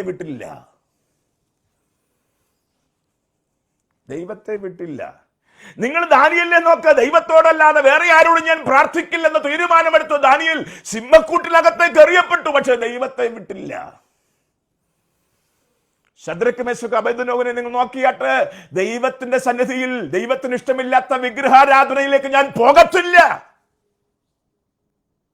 എന്ന് തീരുമാനമെടുത്തത് കൊണ്ട് കിട്ടിയത് 7 മടങ്ങ് വർദ്ധിച്ച തീച്ചൂളയാ. പക്ഷെ ദൈവത്തെ വിട്ടില്ല. അതുകൊണ്ട് ദൈവവും ഇവരെ ആരെയും വിട്ടില്ല. എന്നെ കേൾക്കുന്ന ദൈവത്തിന്റെ മക്കളോട് ഞാൻ പറയട്ടെ, രക്ഷ എന്ന് പറയുന്നത് നിന്റെ ജീവനേക്കാൾ, എൻ്റെ ജീവനേക്കാൾ ഞാൻ എൻ്റെ ദൈവവുമായുള്ള ബന്ധമാണ് വലുതെന്ന് വിശ്വസിക്കുന്നതാണ് രക്ഷയുടെ പിൻപിലെ മനോഭാവം. രക്ഷയുടെ പിൻപിലെ സമീപനം അതാണ്. രക്ഷയുടെ പിൻപിലെ സമർപ്പണം അതാണ്. എന്തു വന്നാലും ഞാൻ എൻ്റെ ദൈവത്തെ വിട്ടുമാറില്ല. യേശുവിനെ വിട്ട് ഞാൻ മാറില്ല. പൗലോസിന്റെ സാക്ഷ്യം അതാണ്. നമ്മുടെ സാക്ഷ്യമൊന്നുമല്ല പൗലോസിന്റെ സാക്ഷ്യം. നമുക്കുടെ സാക്ഷ്യം എന്ന് പറയുന്നത് കർത്താവിന്റെ പ്രാർത്ഥന കിട്ടും, എൻ്റെ കുഞ്ഞുങ്ങളെ അനുഗ്രഹിച്ചു, എനിക്ക് വീട് കിട്ടി, എനിക്ക് കാർ കിട്ടി, എനിക്ക് ജോലി കിട്ടി, എന്നെ സൗഖ്യമാക്കി. ഇതൊക്കെ നല്ല സാക്ഷ്യങ്ങളൊക്കെയാണ്. പക്ഷെ ഇത് മാത്രമാണ് നമ്മുടെ സാക്ഷ്യം. എന്നാൽ പൗലോസിന് ഇങ്ങനെ പറയാനൊരു സാക്ഷ്യമില്ല. കാരണം രോഗം മാറിയിട്ടില്ല, കൃപ കിട്ടി. പൗലോസിന് ആ കപ്പലിന്റെ ഉടമയാണെന്നൊക്കെയാണ് ചരിത്രം പറയുന്നത്. പക്ഷേ ഇപ്പോ ദൈവത്തെ പിൻപറ്റാൻ തുടങ്ങിയതിനു ശേഷം അതെല്ലാം നഷ്ടപ്പെട്ട് ഇപ്പോ ഒന്നുമില്ല, ഒരു പുതപ്പ് പോലുമില്ല. അതിനും മറ്റു പലരെ ആശ്രയിക്കേണ്ടി വന്നു. പക്ഷേ ദൈവത്തെ വിട്ടിട്ടില്ല. നമുക്ക് കിട്ടിയതൊന്നും അവന് കിട്ടിയിട്ടില്ല. നമുക്ക് കിട്ടാത്ത ഒത്തിരി കാര്യങ്ങൾ കിട്ടി. അതൊക്കെ ഫിലിപ്പിയ ലേഖനത്തിനകത്ത് കിട്ടിയിട്ടുണ്ട്. കല്ലേറ് കിട്ടി, അടി കിട്ടി, ആളുടെ കള്ളന്മാരുടെ ആപത്ത്, കടലിലെ ആപത്ത്, വീട്ടിലെ ആപത്ത്, നാട്ടിലെ ആപത്ത്, സഹോദരന്മാരുടെ ആപത്ത്, കള്ള സഹോദരന്മാരുടെ, ഇങ്ങനെയൊക്കെ ലിസ്റ്റ് സഹിതം കൊടുത്തിട്ടുണ്ട്. അതൊന്നും നമുക്ക് വന്നിട്ടില്ല. പക്ഷേ എന്നിട്ട് അവസാനം അദ്ദേഹം പറയുന്നുണ്ടൊരു കാര്യമുണ്ട്, ഇതിലൊന്നും ക്രിസ്തുവിനോടുള്ള എൻ്റെ സ്നേഹത്തിൽ തന്നെ വേർപിരിക്കാൻ സാധിക്കുകയില്ല. അതെന്താണെന്ന് ചോദിച്ചാൽ, എൻ്റെ ജീവനേക്കാൾ എൻ്റെ ജീവനേക്കാൾ ഞാൻ എൻ്റെ ആരെ സ്നേഹിക്കുന്നു? എൻ്റെ ക്രിസ്തുവിനെ സ്നേഹിക്കുന്നു, എൻ്റെ യേശുവിനെ ഞാൻ സ്നേഹിക്കുന്നു. അതാണ് സമർപ്പണമെന്ന് പറയുന്നത്. മനസ്സിലാകുന്നവർക്കായി ഞാൻ ദൈവത്തിന് സ്തോത്രം ചെയ്യും. ഞാൻ ആദ്യത്തെ ഭാഗം അവസാനിപ്പിക്കാം. ശ്രദ്ധിക്കണമേ, ഇങ്ങനെ സഭ തീരുമാനമെടുത്തു. സഭ വിളിച്ചു പറയാൻ തുടങ്ങി, അത് റോമൻ ചക്രവർത്തിയായ കൈസറല്ല ഞങ്ങളുടെ ദൈവം, ഞങ്ങളെ നടത്തുന്നത് ആ കൈസറല്ല. ഞങ്ങളുടെ ഭരണാധികാരി ആയിരിക്കാം, ഇവിടുത്തെ നിയമങ്ങൾക്ക് ഞങ്ങൾ കീഴ്പ്പെടും. പക്ഷേ ഞങ്ങളെ വീണ്ടെടുത്തത് ഞങ്ങളുടെ ദൈവം, പിതാവായ ദൈവമാണ്. ഞങ്ങളുടെ കർത്തൃത്വം നടത്തുന്നത് ഇവിടുത്തെ ആരുമല്ല. ഞങ്ങളുടെ കർത്തൃത്വം നടത്തുന്നത് ഞങ്ങൾക്ക് വേണ്ടി യാഗമായി തീർന്ന ക്രൂശിക്കപ്പെട്ട ക്രിസ്തുവാണ്. ഇത് പറഞ്ഞപ്പോൾ കോപം കൊണ്ടു. അങ്ങനെ അഗസ്തോസ് കൈസറിലൂടെ ആരംഭിച്ചതും നീറോ ചക്രവർത്തിയിലൂടെ തുറന്നതുമായ ചക്രവർത്തി ആരാധന ഡൊമിഷ്യന്റെ കാലമായപ്പോൾ അതിൻ്റെ അത്യുച്ചകോടിയിലെത്തി. അങ്ങനെ ഡൊമിഷ്യൻ അപ്പോസ്തലനായ യോഹന്നാനെ, സഭയുടെ അധ്യക്ഷനായിരുന്ന യോഹന്നാനെ പിടിച്ച് തിളച്ച എണ്ണയ്ക്കകത്തിട്ട് വറുത്തു കോരാൻ ശ്രമിച്ചപ്പോൾ തിളച്ച എണ്ണയ്ക്കകത്ത് പച്ചവെള്ളത്തിൽ കിടക്കുന്നത് പോലെ പുള്ളി കിടന്നു. ഡൊമിഷ്യൻ നാണം കെട്ടു. ദൈവം അറിയാതെ നിന്റെ രോമം പൊഴിയാൻ ദൈവം സമ്മതിക്കുകയില്ല. ദൈവത്തിന്റെ കുഞ്ഞെ, ദൈവത്തിന്റെ പൈതലേ, ദൈവദാസനെ, ആ ദൈവം അറിയാതെ നിന്റെ ജീവിതത്തിൽ ഒന്നും സംഭവിക്കില്ല. അങ്ങനെ തിളച്ച എണ്ണയ്ക്കകത്തിട്ട് വറുത്തു കോരാൻ ശ്രമിച്ച യോഹന്നാൻ പച്ചവെള്ളത്തിൽ കിടക്കുന്നത് പോലെ കിടക്കുന്നത് കണ്ടു കഴിഞ്ഞപ്പോൾ ഡൊമിഷ്യന്റെ സ്വഭാവം മാറി. അവൻ അവസാനത്തെ ഒരു പരിപാടി ചെയ്തു. അവസാനത്തെ പരിപാടിയായിരുന്നു, ഒരു രാഷ്ട്രീയ തടവുകാരെ നാട് നടത്തുന്ന പത്മോസിലേക്ക് യോഹന്നാനെ നാട് കടത്തി. അനേകരുടെ ജീവൻ നഷ്ടമായി പോയ ഒറ്റപ്പെടലിന്റെ വേദന അനുഭവിച്ച് അവസാനിച്ച പത്മോസിലേക്ക് യോഹന്നാനെ നാട് കടത്തിയപ്പോൾ ഡൊമീഷ്യന്റെ അകത്ത് ചില ചിന്തകളുണ്ട്. ആ ചിന്തകൾ പറഞ്ഞ് ഞാൻ അവസാനിപ്പിക്കാം. എന്താണ് പത്മോസിലേക്ക് യോഹന്നാനെ നാട് കടത്തുമ്പോൾ ഡൊമീഷ്യന്റെ അകത്തുള്ള ചിന്ത? ഇവന് ഇനി മാനുഷികമായ ഒരു സഹായവും കിട്ടില്ല. ഇവന്റെ അടുക്കലേക്ക് ആരും പോകില്ല. ഇവന് വേണ്ടി ആരെങ്കിലും ഒക്കെ പ്രാർത്ഥിച്ചാലും പ്രയോജനമില്ല. കാരണം അങ്ങോട്ട് പോയിട്ടുള്ളവരാരും തിരിച്ചെന്തോയിട്ടില്ല, വന്നിട്ടില്ല. ഒരു മാനുഷികമായ ഒരു സഹായവും കിട്ടാത്ത ഒരിടമാണ് പത്മോസ്. പിശാച് എപ്പോഴും ചെയ്യുന്ന കാര്യം അതാണ്. നിന്നെ നേരിട്ട് തകർക്കാൻ കഴിയത്തില്ലെങ്കിൽ പിശാച് ചെയ്യുന്നത് നിന്നെ ഒറ്റപ്പെടുത്തും. പത്മോസിൽ സഭയുടെ മൂപ്പനായി നിൽക്കുന്ന യോഹന്നാനെ, പ്രായമുള്ള യോഹന്നാനെ ആ സഭാവിശ്വാസികളുടെ നടുവിൽ നിന്ന് പറിച്ചെടുത്ത് രാഷ്ട്രീയ തടവുകാരെ പാർപ്പിക്കുന്ന ആളുകൾ എന്ന് പറഞ്ഞാൽ ജീവിതത്തിൽ തിരിച്ചു വരാൻ കഴിയാതെ അവിടെ കിടന്ന് അവസാനിപ്പിക്കുന്ന അനുഭവത്തിലേക്ക് ആ പത്മോസിലേക്ക് യോഹന്നാനെ നാട് കടത്തുമ്പോൾ ഡൊമീഷ്യന്റെ ഒന്നാമത്തെ ചിന്ത, മാനുഷികമായ ഒരു സഹായവും അവിടെ അവനുണ്ടാകില്ല. ശരിയാ, മനുഷ്യമായിട്ട് അവരെ ചെന്ന് കാണാൻ ആർക്കും കഴിയില്ല. കാരണം ആ ദേശത്തോട്ട് ആരും പോകില്ല, പത്മോസിലോട്ട് ആരും പോകില്ല. അതൊരു ദ്വീപാണ്. എന്നാൽ ഇന്ന് ഈ ദിവസം ദൈവത്തിന്റെ പരിശുദ്ധാത്മാവിൽ ഡൊമീഷ്യൻ ഉൾപ്പെടെയുള്ള ഒറ്റപ്പെടുത്തുന്ന പൈശാചിക വ്യാപാര ശക്തികളോട് ഞാൻ ആവർത്തിച്ച് വിളിച്ചു പറയാം, നിങ്ങൾക്ക് മാനുഷിക സഹായത്തെ തടയാനേ കഴിയത്തുള്ളൂ, എന്നാൽ ദൈവത്തിന്റെ സാന്നിധ്യത്തെ തടയാൻ കഴിയില്ല. ഡൊമീഷ്യ, മാനുഷികമായ സഹായം നിനക്ക് തടയാൻ കഴിയും. എന്നാൽ ഞാനും ദൈവവുമായുള്ള ആ സാന്നിധ്യം അനുഭവിക്കുന്ന അനുഭവത്തെ തടയാൻ ലോകത്തിലെ ഒരു ശക്തിക്ക് കഴിയത്തില്ല. ദൈവത്തിലെ നമ്മുടെ ബലം അതാണ്. മാനുഷിക കരത്തിന്റെ സഹായം നിനക്ക് തടയാൻ കഴിയുമെന്നാൽ വിളിച്ച ദൈവത്തിന്റെ സാന്നിധ്യത്തെ തടയുവാൻ കഴിയില്ല. ഞാൻ പിൻപറ്റുന്ന ദൈവത്തിന്റെ സാന്നിധ്യത്തെ തടയാൻ കഴിയില്ല. അത് പൗലോസിനോട് ചോദിച്ചാൽ മതി. റോമിലേക്ക് കപ്പലിൽ കൊണ്ടുപോകുന്ന പൗലോസ്, തടവുകാരനായി പിടിക്കപ്പെട്ട് 276 പേരിൽ ഒരുവനായി പോയിക്കൊണ്ടിരിക്കുന്ന പൗലോസ്, അങ്ങനെ മുൻപോട്ട് റോമിലേക്ക് പോയിക്കൊണ്ടിരിക്കുമ്പോൾ പെട്ടെന്ന് വീശിയടിക്കുന്ന കാറ്റ്, തള്ളിക്കയറുന്ന തിരമാല, മുങ്ങിക്കൊണ്ടിരിക്കുന്ന കപ്പൽ, മരണത്തെ മുഖാമുഖം കാണുന്ന 276 പേർ, 14 രാപ്പകൽ സൂര്യനെയോ 14 രാപ്പകൽ ചന്ദ്രനെയോ കാണാതെ എല്ലാം നഷ്ടപ്പെട്ട് എല്ലാം കടലിൽ എറിഞ്ഞ് മരണഭയത്തിലിരിക്കുന്ന ആളുകളുടെ നടുവിൽ ഒരു മനുഷ്യൻ എഴുന്നേറ്റ് എന്നുകൊണ്ട് പറയുക, അവൻ്റെ പേര് പൗലോസ് എന്നാ. എഴുന്നേറ്റ് എന്ന് പറയുക, ഞാൻ സേവിച്ചു നിൽക്കുന്നവനും എൻ്റെ ഉടയവനുമായ എൻ്റെ ദൈവം ഇന്നലെ രാത്രി എൻ്റെ അടുക്കൽ വന്നു. വീശിയടിക്കുന്ന കൊടുങ്കാറ്റിനോ തള്ളിക്കയറുന്ന തിരമാലയ്ക്കോ മുങ്ങിപ്പോകുന്ന കപ്പലിനോ ഒന്നും നിന്റെ ദൈവ സാന്നിധ്യത്തെ തടയാൻ കഴിയില്ല. നീയും ദൈവവുമായുള്ള ബന്ധത്തെ തടയാൻ കഴിയില്ല. എത്ര പേർക്ക് സന്തോഷമുണ്ട്? അതുകൊണ്ട് ആരെങ്കിലും ഒക്കെ ഒറ്റപ്പെടുത്തി നീ ഇപ്പോൾ ഒറ്റയ്ക്കായിപ്പോയി ഭാരപ്പെടാതെ, നിന്റെ അടുക്കലേക്ക് ഇറങ്ങി വരുന്ന ഒരു ദൈവമുണ്ട്. ഒരു മതിൽക്കെട്ടിനകത്തും ഒതുക്കി നിർത്താൻ കഴിയാത്ത ഒരു ദൈവമുണ്ട്. ഭയം തരുന്ന ശിഷ്യന്മാരുടെ അടുക്കൽ കഥകടച്ച് യേശു കർത്താവിനെ ക്രൂശിച്ചു. പിന്നീട് ശിഷ്യന്മാരെ തിരക്കി പടയാളികൾ നടക്കുമ്പോൾ ഒരു മുറിക്കകത്ത് കഥകടച്ച് ഭാരത്തോടെ ഭയത്തോടെ ഇരിക്കുന്ന ശിഷ്യന്മാരുടെ അടുക്കൽ വാതിൽ കൊട്ടിയിട്ട് വാതിൽ തുറന്നല്ല യേശു കർത്താവ് അകത്ത് കയറിയത്. വാതിൽ അടച്ചിരിക്കുമ്പോൾ അവൻ അകത്ത് വന്നിട്ട് പറയുന്നു, നിങ്ങൾക്ക് സമാധാനം. എന്റെ ദൈവത്തിന് അടഞ്ഞ വാതിൽ ഒരു വിഷയമല്ല. ഉയർന്നു പൊങ്ങിയ കോൺക്രീറ്റ് തൂണുകൾ വിഷയമല്ല. നിന്റെ അടുക്കൽ വരാൻ ഒന്നിനും അവനെ തടയാൻ കഴിയത്തില്ല. മനസ്സിലാകുന്നവർക്കായി ഞാൻ ദൈവത്തിന് സ്തോത്രം ചെയ്യുന്നു. ഹല്ലേലൂയ. അപ്പോൾ ഒന്നാമത്തേത്, മാനുഷികമായ സഹായമൊന്നും നിനക്ക് കിട്ടുകയില്ല. അത് തടയും ഞാൻ. തടഞ്ഞാലും ഭാരപ്പെടണ്ട. മാനുഷികമായ സഹായം ആരെങ്കിലും ഒക്കെ തടഞ്ഞാൽ, ഏതെങ്കിലും പൈശാചിക ശക്തികളുടെ പ്രേരണയിൽ ആരെങ്കിലും തടഞ്ഞാൽ, ദൈവം ഇതിൽ നീ ഭാരപ്പെടേണ്ട കാര്യമില്ല. നിനക്ക് വേണ്ടി സഹായകനായി, നിന്റെ സാന്നിധ്യം വെളിപ്പെടുത്തുവാനായി അവൻ ഇറങ്ങി വരും നിന്റെ അടുക്കൽ. നീ ഒറ്റയ്ക്കല്ല, ദൈവം നിന്നോട് കൂടെ ഉണ്ട്. സന്തോഷിക്കുക ദൈവം ഇതിലെ. രണ്ടാമത്, ഈ ഡൊമീഷ്യന്റെ ചിന്ത, രണ്ടാമത്തെ ചിന്ത, ഇനി അവൻ ഒരിക്കലും മടങ്ങി വരില്ല. ഇനി അവൻ ശുശ്രൂഷയിലേക്ക് മടങ്ങി വരത്തില്ല. ഇനി അവൻ കുടുംബജീവിതത്തിലേക്ക് മടങ്ങി വരത്തില്ല. ഇനി അവൻ സന്തോഷത്തിലേക്ക് മടങ്ങി വരത്തില്ല. ഇങ്ങനെയൊക്കെയാണ് ഡൊമീഷ്യന്മാരുടെ ചിന്ത, ശത്രുവിന്റെ ചിന്ത. സത്യമാണത്. കാരണം പത്മോസിലേക്ക് പോയിട്ടുള്ളവർ ആരും എന്തോയിട്ടില്ല, മടങ്ങി വന്നിട്ടില്ല. എന്നാൽ ആ ചരിത്രം തിരുത്തിക്കൊണ്ട്, ശരിയാണ്, ഇതുവരെ ആരും മടങ്ങി വന്നിട്ടില്ലെങ്കിലും അസ്ഥിപഞ്ജരങ്ങളും തലയോട്ടികളും ഒക്കെ അതിന് തെളിവാണെങ്കിലും, ഹല്ലേലൂയ, നിന്നെ ആദ്യത്തെ ആളായിട്ട്, യോഹന്നാനെ ആദ്യത്തെ ആളായിട്ട് പത്മോസിൽ നിന്ന് മടക്കി കൊണ്ടുവന്ന ഒരു ദൈവത്തെക്കുറിച്ച് നമുക്ക് കാണാൻ കഴിയും. മടക്കി വരുത്തുന്ന ഒരു ദൈവം. ഇത് മനസ്സിലാക്കണമെങ്കിൽ ഒരിക്കൽ യിരെമ്യാവിനെ ശത്രുക്കൾ പിടിച്ച് പൊട്ടക്കിണറ്റിലിട്ടു. പൊട്ടക്കിണറ്റിൽ വീണ യിരെമ്യാവിനെ കുറിച്ച് അവർ ചിന്തിച്ചത്, ഇട്ടവർ ചിന്തിച്ചത്, ഇവിടെ കിടന്ന് അവൻ അവസാനിക്കും, ഇതിൽ നിന്ന് അവൻ കയറി വരികയില്ല, തിരിച്ചു കയറി വരികയില്ല. ശരിയാ, കാരണം അതിനകത്ത് ഇറങ്ങി കയറ്റാൻ തക്കവണ്ണം പറ്റുകയില്ല. പൊട്ടക്കിണറാണ്, വെള്ളമില്ലാത്ത വരണ്ട അനുഭവമാണ്, അതിനകത്ത് മുള്ളും പറക്കാരും എല്ലാം ഉണ്ട്, പല ഹിംസ മൃഗങ്ങളും ജന്തുക്കളും അതിനകത്തുണ്ട്, എല്ലാം അവിടെ അവസാനമാണ്. പക്ഷെ എന്താ സംഭവിച്ചത്? രാജാവിൻ്റെ ഉറക്കത്തെ ദൈവം കെടുത്ത് രാജാവ് ആളയച്ചിട്ട് പൊട്ടക്കിണറ്റിലേക്ക് ആളയച്ചിട്ട് എന്താണ് ആദ്യം ഇട്ട് കൊടുത്തെന്ന് അറിയാമോ? പഴംതുണി ഇട്ട് കൊടുത്തു.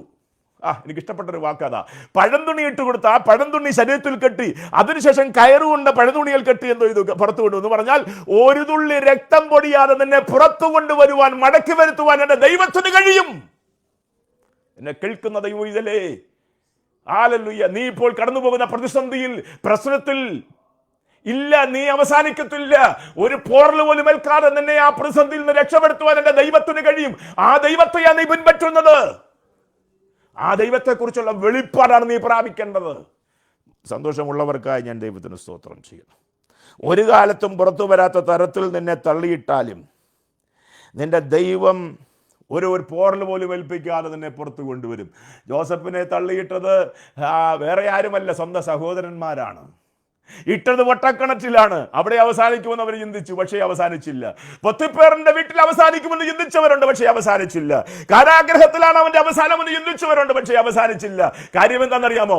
ദൈവം അവന്റെ കൂടെ ഉണ്ടായിരുന്നു. എവിടെയൊക്കെ? പൊട്ടക്കിണറ്റിലും, ശത്രു ചിന്തിച്ച എല്ലാ മണ്ഡലങ്ങളിലും ദൈവം അവന്റെ കൂടെ ഉണ്ടായിരുന്നു. പൊട്ടക്കിണറ്റിൽ ദൈവം അവന്റെ കൂടെ ഉണ്ടായിരുന്നു. പൊത്തിപ്പേറിന്റെ വീട്ടിലെ അപമാനിക്കപ്പെടുമ്പോൾ ദൈവം അവന്റെ കൂടെ ഉണ്ടായിരുന്നു. കാരാഗ്രഹത്തിൽ ദൈവം അവന്റെ കൂടെ ഉണ്ടായിരുന്നു. അതുകൊണ്ട് എന്ത് സംഭവിച്ചു?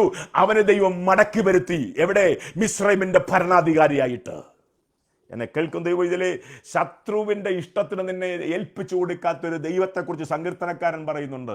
ആ സങ്കീർത്തനക്കാരനോട് ചേർന്ന് ഞാനും പറയുന്നു, ഇല്ല, ശത്രുവിന്റെ ഇഷ്ടത്തിന് നിന്നെയോ നിന്റെ കുടുംബത്തെയോ ഏൽപ്പിച്ചു കൊടുക്കാൻ ദൈവം അനുവദിക്കില്ല. മൂന്നാമത്തെ കാര്യം പറഞ്ഞ് ഞാൻ അവസാനിപ്പിക്കാം. ഡൊമിനിഷ്യന്റെ മൂന്നാമത്തെ ചിന്ത, നീ അവിടെ കിടന്ന് മരിക്കും. നീ അവിടെ കിടന്ന് മരിക്കും, നീ അവിടെ കിടന്ന് അവസാനിക്കും. എന്നാൽ എന്താ സംഭവിച്ചെന്നറിയാമോ? യേശു അവൻ്റെ അവിടേക്ക് ഇറങ്ങിച്ചെന്നിട്ട്, പത്മോസിൽ ഇറങ്ങിച്ചെന്നിട്ട്, അടുത്ത ദിവസങ്ങളിൽ നമുക്കത് ചിന്തിക്കാം, അടുത്ത പ്രാവശ്യം അത് ചിന്തിക്കാം. പത്മോസിൽ യേശു ഇറങ്ങിച്ചെന്നിട്ട് അവൻ്റെ തലയിൽ കൈവച്ചിട്ട് പറഞ്ഞു, കുഞ്ഞേ, നീ എൻ്റെ കയ്യിലോട്ടൊന്ന് നോക്കിയേ. മരണത്തിൻ്റെയും പാതാളത്തിൻ്റെയും താക്കോൽ ഡൊമിഷ്യൻ്റെ കയ്യിലല്ല, അതെൻ്റെ കയ്യിലാണ്. നീ എപ്പം മരിക്കണമെന്നും എവിടെ വെച്ച് മരിക്കണമെന്നും എങ്ങനെ മരിക്കണമെന്നും തീരുമാനിക്കുന്നത് ഡൊമിഷ്യന്മാരല്ല. ആ അധികാരത്തിന്റെ താക്കോൽ എന്റെ കയ്യിലാണ്. നീ എപ്പോൾ മരിക്കണമെന്ന് തീരുമാനിക്കുന്നത് ഇവിടുത്തെ ആളുകളല്ല, ഡൊമിഷ്യന്മാരല്ല. പിന്നെയോ അത് തീരുമാനിക്കുന്നത് ഞാനാണ്. എന്നിട്ട് അവനെ തന്നെ ഒന്ന് കാണിച്ചു കൊടുത്തു. 65 വർഷങ്ങൾക്ക് മുൻപ് അവൻ്റെ കൂടെ നടന്ന ക്രിസ്തു, ഒലിവുമലയിൽ നിന്ന് ഉയർത്തെഴുന്നേറ്റ ക്രിസ്തു, ഒലിവുമലയിൽ നിന്ന് സ്വർഗാരോഹണം ചെയ്യുന്നത് കണ്ണുകൊണ്ട് കണ്ട യോഹന്നാൻ ഇപ്പോൾ കാണുന്നത് അന്ന് കണ്ട ക്രിസ്തുവിനെ അല്ല.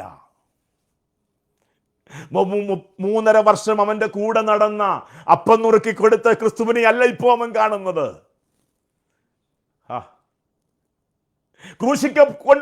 അടിച്ചും മുറിവേൽപ്പിച്ചും ക്രൂശിക്കാൻ കൊണ്ടുപോകുന്ന, വീണും എഴുന്നേറ്റും പോകുന്ന ക്രിസ്തുവിനെ അല്ല ഇപ്പോൾ പത്മോസിൽ യോഹന്നാൻ കാണുന്നത്.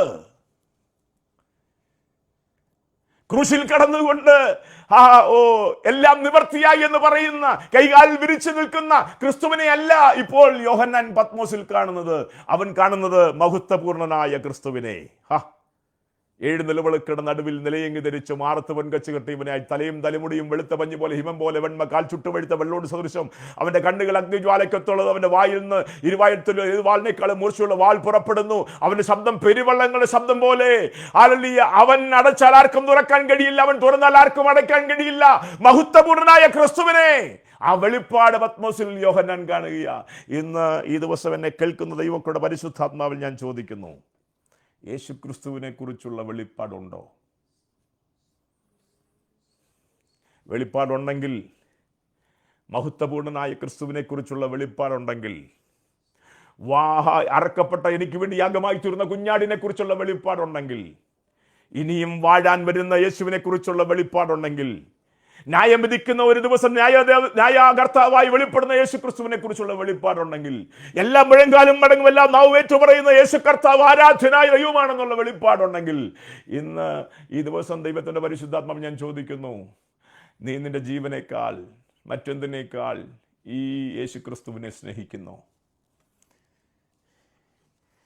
എന്താണ് യേശു ക്രിസ്തുവിനെ കുറിച്ചുള്ള നിന്റെ വെളിപ്പാട്? എന്താണ് നിന്റെ തിരിച്ചറിവ്? എന്താണ്? അതിനനുസരിച്ചാണ് നിനക്ക് വേണ്ടി വെളിപ്പെടുന്ന ദൈവപ്രവൃത്തിയും. എല്ലാ കണ്ണുകളും അടച്ചാട്ടെ. എന്നെ കേൾക്കുന്ന എല്ലാ ദൈവമക്കളോടും പരിശുദ്ധാത്മാവിൽ ചോദിക്കുന്നു, ഈ ദിവസങ്ങളിൽ ദൈവസഭയ്ക്ക് ആവശ്യം ഈ വെളിപ്പാടാണ്. യോഹന്നാൻ സ്നാപൻ ലോകത്തെ നോക്കിക്കൊണ്ട് ചൂണ്ടിക്കൊണ്ട് വിളിച്ചു പറഞ്ഞു, ഇതാ ലോകത്തിൻ്റെ പാപത്തെ വഹിക്കുന്ന ദൈവത്തിൻ്റെ കുഞ്ഞാട്. ലോകത്തിനുള്ള വെളിപ്പാട് അതാണ്. യേശുവിൻ്റെ ജനനം മുതൽ കല്ലറ വരെയുള്ള വെളിപ്പാടാണ് അവരുടെ മേൽ. എന്നാൽ ദൈവസഭയ്ക്ക് കിട്ടിയിരിക്കുന്ന വെളിപ്പാട് അതല്ല, അധികാരമുള്ള ഒരു ക്രിസ്തുവിനെയാണ്. ഉയർത്തെഴുന്നേറ്റ ക്രിസ്തുവാണ് ദൈവസഭയുടെ നടുവിൽ നിൽക്കുന്നത്. 7 നിലവിളക്കുകളുടെ നടുവിൽ നിൽക്കുന്നത്, 7 സഭയുടെ നടുവിൽ നിൽക്കുന്നത്. അടച്ചാൽ തുറക്കാൻ കഴിയാത്ത, മറ്റാർക്കും തുറക്കാൻ കഴിയാത്ത തരത്തിൽ അടയ്ക്കുവാൻ കഴിയുള്ളവനും, അവൻ തുറന്നാൽ ആർക്കും അടയ്ക്കാൻ കഴിയാത്തവനുമായ അധികാരമുള്ള ക്രിസ്തുവിനെയാണ്. ആ ക്രിസ്തുവിനെ കുറിച്ചുള്ള വെളിപ്പാട് പ്രാപിച്ചിട്ടുണ്ടോ? ഉണ്ടെങ്കിൽ ഒന്നിനെയും ഭയപ്പെടേണ്ട കാര്യമില്ല, ഒന്നിനെയും പേടിക്കേണ്ട കാര്യമില്ല. കണ്ണുകളെ അടയ്ക്കാം. ഈ ദിവസങ്ങളിൽ നമ്മൾ ദൈവസഭ പ്രാർത്ഥിക്കേണ്ടത് യേശുക്രിസ്തുവിനെ കുറിച്ചുള്ള അനിത്യമായ വെളിപ്പാട് പ്രാപിക്കുവാൻ എൻ്റെ കണ്ണുകളെ, എൻ്റെ ഹൃദയത്തെ കർത്താവെ തുറക്കണമേ എന്നാണ്. അതിനകത്ത് നിനക്ക് വേണ്ടി തുറക്കുന്ന സ്വർഗീയ വാതിലുണ്ട്. അടഞ്ഞ വഴികളെല്ലാം ദൈവം തുറക്കും.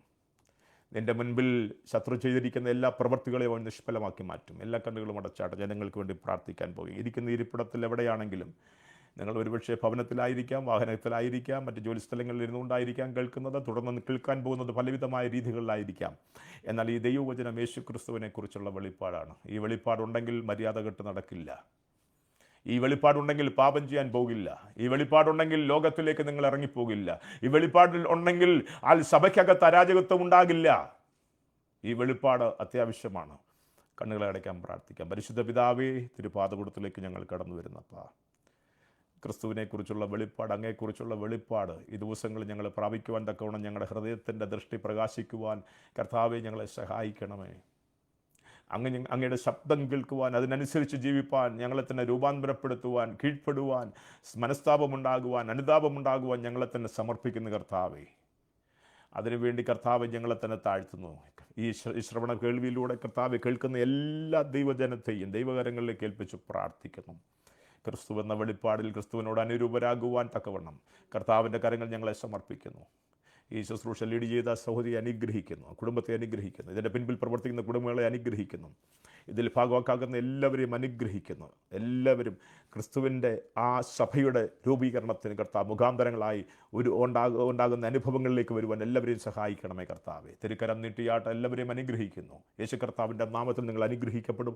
നിങ്ങളുടെ കുടുംബം അനുഗ്രഹിക്കപ്പെടും. നിങ്ങളുടെ കുഞ്ഞുങ്ങൾ അനുഗ്രഹിക്കപ്പെടും. അവരുടെ ഭാവി അനുഗ്രഹിക്കപ്പെടും.